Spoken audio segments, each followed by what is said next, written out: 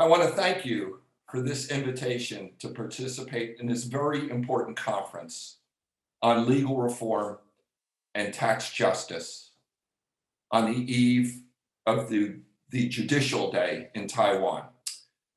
It's a very important day, Judicial Day.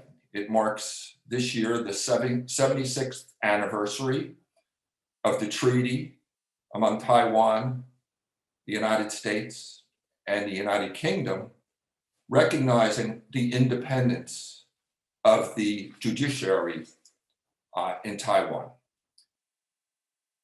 My experience as a lawyer, as a law professor, and as a scholar suggest a very simple proposition, that there are two primary functions of a democracy.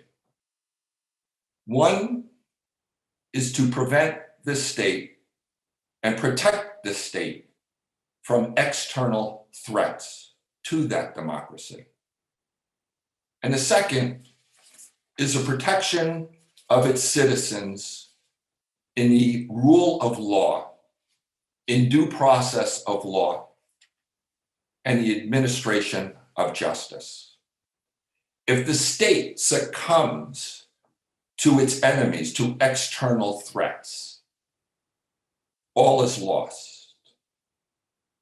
But democracy also is doomed when internal forces within that state deprive its citizens of due process, of the rule of law, of the fair administration of justice, and equally important, in respect for basic human rights.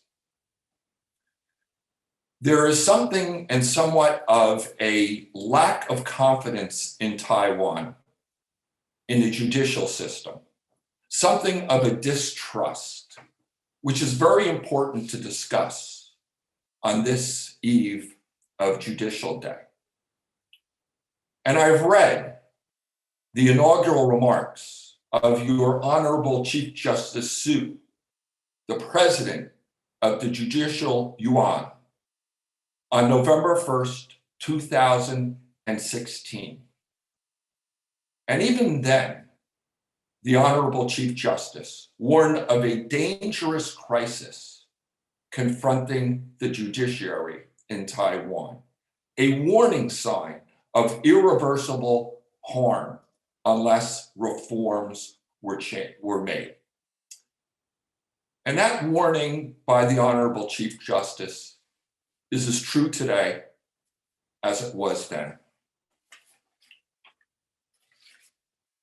The Chief Justice proposed several reforms that also are true today as they were then. First, the Chief Justice advocated for an independent judiciary.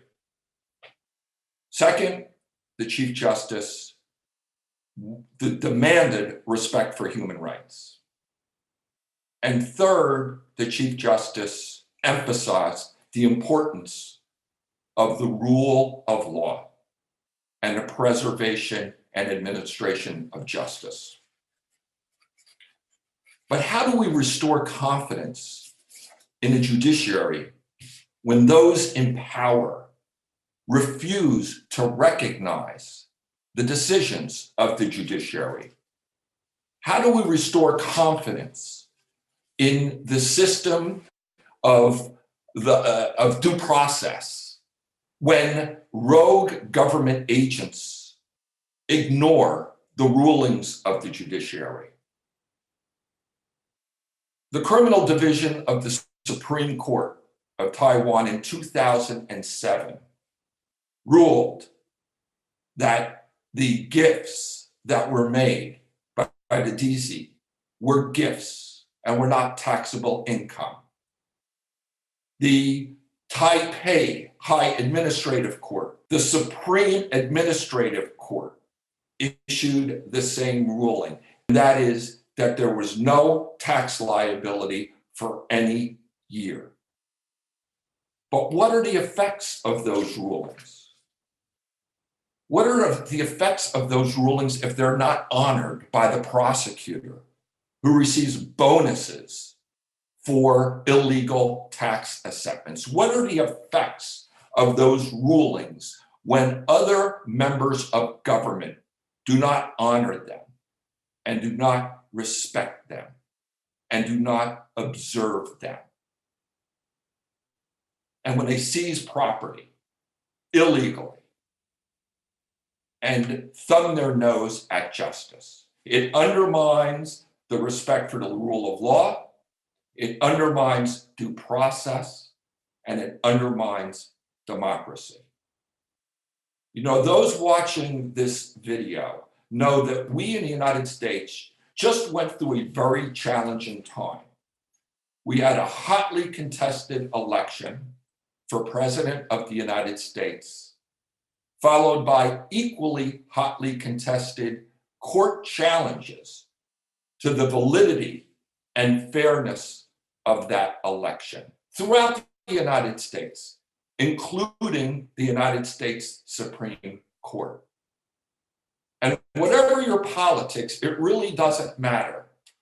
The fact is that our courts issued orders on the fairness and the validity of that election, and those orders have to be and will be followed by everyone, including the President of the United States, because no person is above the law in any democracy. So how do we restore confidence in the judiciary in Taiwan? How do we protect the rights of the citizens of Taiwan on this eve of Judicial Day? There's got to be effective leadership, but leadership can't come just from the courts themselves. They've done their jobs. They've issued their rulings. It's up to other branches of the government and other members of government to observe those rulings, to enforce those rulings, to abide by those rulings, and to recognize the rule of law. Otherwise, democracy suffers. And democracy will be under attack, not by the enemies from the outside, but in the form of rogue government officials from within. So I thank you again for the invitation to speak at this conference. It's a very, very important conference. I wish you all the best. And certainly I wish for a proper outcome for this very, very unfortunate and illegal tax case that has been perpetuated for 24 years. Thank you very much.